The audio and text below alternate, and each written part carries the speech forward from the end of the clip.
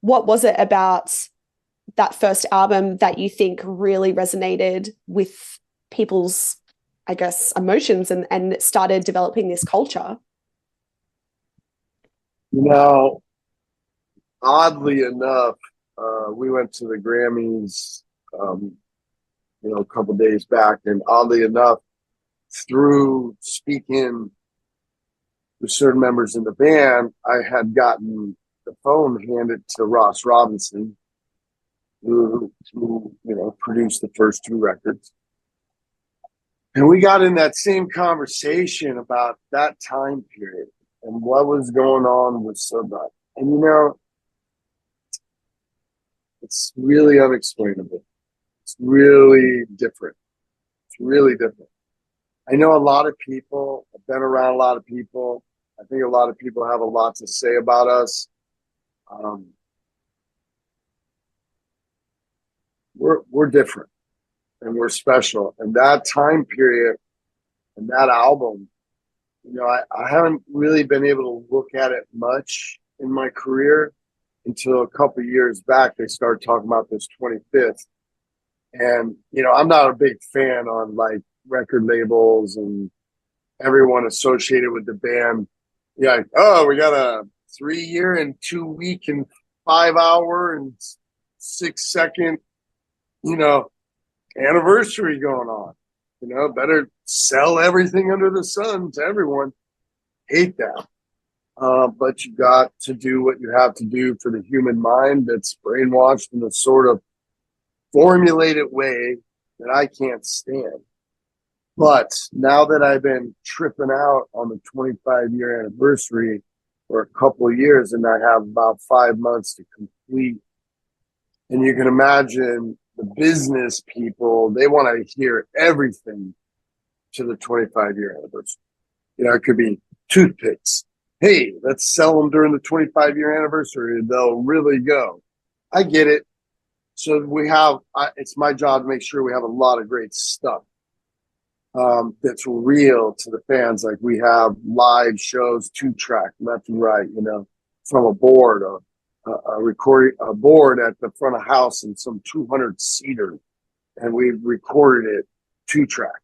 So we have a lot of these cool things. But to get to what you're saying is because of me being so driven to dive so deep within my 25 years, I sort of erased the idea that I was making a product or shaping up or wrapping up a memory. And what happened was it ended up being like forensic files. It's like a cold case. I got myself all over the walls. And it's the smallest details that break the case. So the case is that lately I've just been I've just been overwhelmed by that first album and the people on it and the people around it. My eyes have been focused, family, friendship, the band, art, music. That's just a few things. That's what I've been trying to focus on for 25 years. But now I'm dead in my tracks, just thinking a lot about Paul, thinking a lot about Joey. I'm telling a lot of people stories right now. There's a lot of people in the world have a lot of ideas of what they think it is. And I understand, loss is an incredible thing. Memories can be hard. Moving forward can be really hard. But because I'm sort of yet stopped in my tracks, I'm kind of telling people like when we were doing the 25, you don't know that your brothers, are going to be legends. You don't look at Joey and go, my God, you wrote the best drums on the planet. That's what I had with him, a friendship, a love, a band. We had a band, we had a focus, but I wasn't like, bro, I love that fill you're doing, that descending musical sort of fill you're doing with Corey and Wait and Bleed. I'm like, it's so musical, and you guys are back and forth. Like, you don't But now I'm like, oh my God, I'm so immersed in the first album. So it's just, I feel like it is a simulation because you can't write it. And I feel like it's my program and it's a big part of the program. So it's been beautiful as of lately. I took October Gray, Paul Gray's daughter, to the Grammys. She's 13. It's And amazing. I've been, recently I've been reunited with her. We've had a real hard time making our lives communicate. And lately we changed that and we've been brought them together. And anyway, I got to take her and it was great. And it was hard because when I found out October was 13, I hadn't realized that Paul had been gone for 13 years. I just chose not to calculate those numbers in my brain. It's just another day. We're just moving. He's right here. So as of lately, I have been immersed in feelings and emotions and memories and just epiphanies of what we were and just how important that time frame was for us and for everyone that is in this with us. And I'm just so blessed to have had that be my life.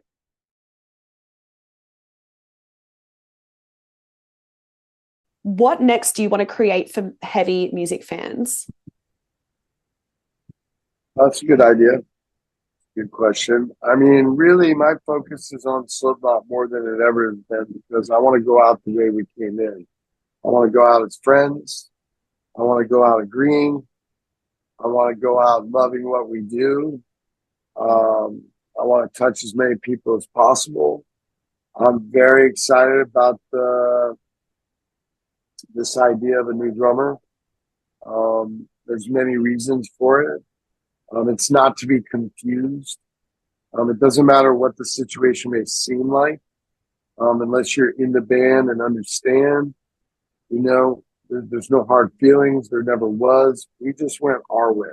Understand? Like, there was really no bad things. That's as much as I can say. What I can say is we just, Slipknot, decided to, move on. And that's what we've done. And I'm very excited for what we have done. And we're really working hard. And, there'll be new music. There'll be new masks. There'll be new people. There'll be new ideas. Celebrating a 25-year anniversary. I would imagine there'd be some shows that could be 200 people, 500 people, 700 people, 2,000 people. I heard you mention that in an interview, and I thought that was really interesting. Some smaller club shows. Yeah, I'm not interested in playing everybody's games. We do good.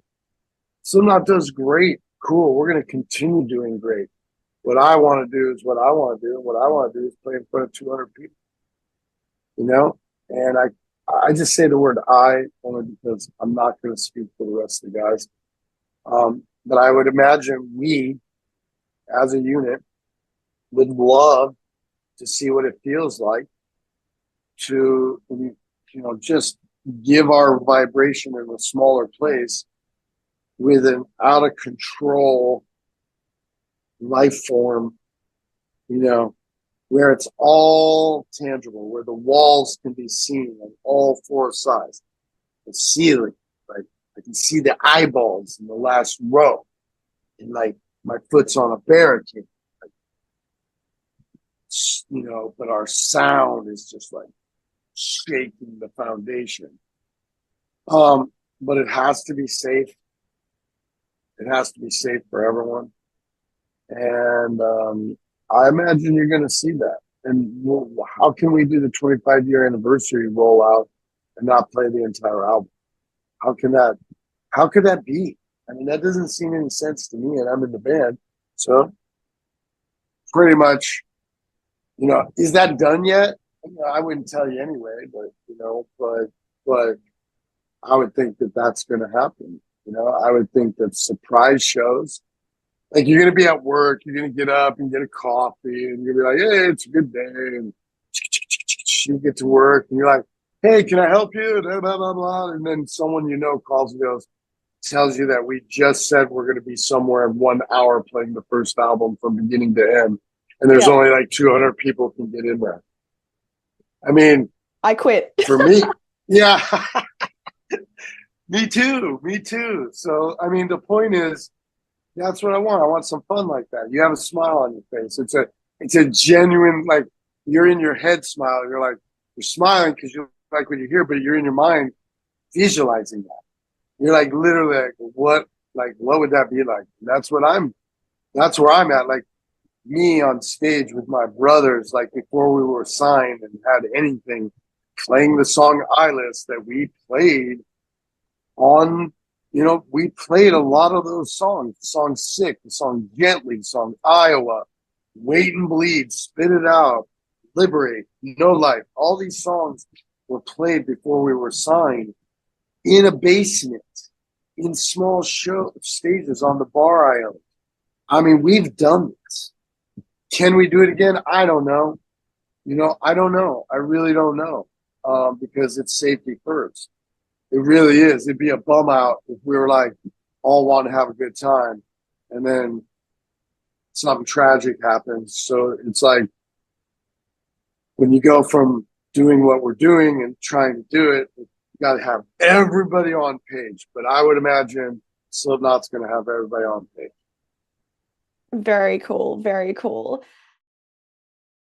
And I just want to take a moment to, just say personally to the culture, to the maggots, hello from the band. We miss everybody. So, yes. Amazing. New music coming too. New music. Oh, hell yeah.